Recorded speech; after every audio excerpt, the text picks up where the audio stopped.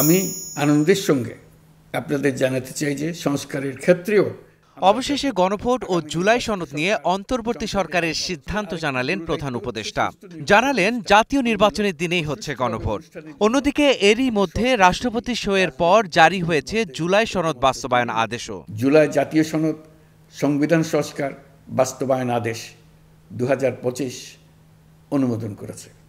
এরই মধ্যে প্রাথমিক প্রতিক্রিয়ায় এর নানা দিক নিয়ে অসন্তোষ জানিয়েছে বিএনপি, জামায়াত ও এনসিপি। জাতীয়ভাবে কি আমরা কোনো বিভাজন সৃষ্টি করতে চাচ্ছি এবং এই বিভাজনের দায় দায়িত্ব কি মাননীয় প্রধান উপদেষ্টা নেবেন?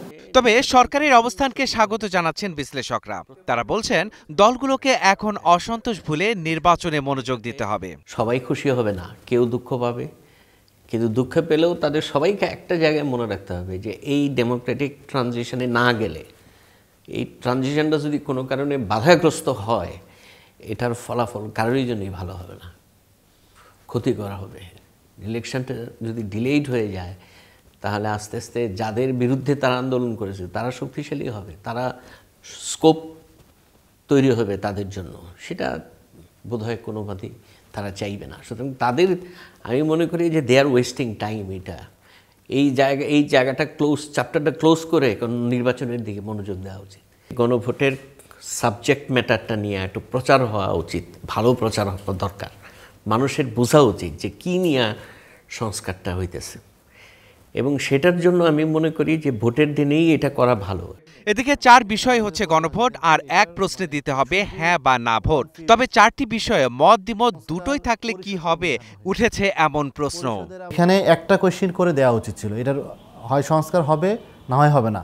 যদি সংস্কার হয় বা যদি সংস্কারের এই যে কনস্টিটিউশন সংস্কারের যে গাঠনিক ক্ষমতা, এটা যদি জনগণ এই পরিষদকে দিয়ে থাকে, পরিষদ তখন আবার বিতর্ক করে দেখবে, সেখানে সিদ্ধান্ত নিবে যে তারা এই যে 40-42টা যে কয়টার উপরে তারা ঐক্যমত্যে পৌঁছেছেন তার মধ্যে কয়টা সর্বোচ্চ ভোটে জিতে আসে।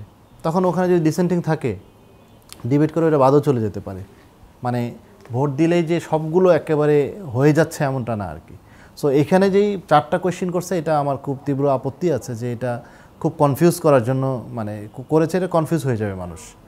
এছাড়া জুলাই সনদ বাস্তবায়ন আদেশ রাষ্ট্রপতির স্বাক্ষরে জারি হওয়া নিয়ে সাংবিধানিক বা নৈতিক কোনো জটিলতা আছে কিনা তাও জানিয়েছেন এই আইনজ্ঞ। এটা একটা চমৎকার প্রক্রিয়া ছিল যে সংবিধানের একটা গাঠনিক ক্ষমতা দেয়া।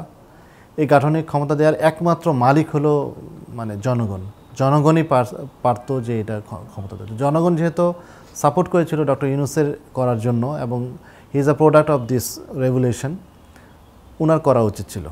উনি টোটালি ফেল করেছেন। এই জিনিসটা খুব মানে দুঃখজনক।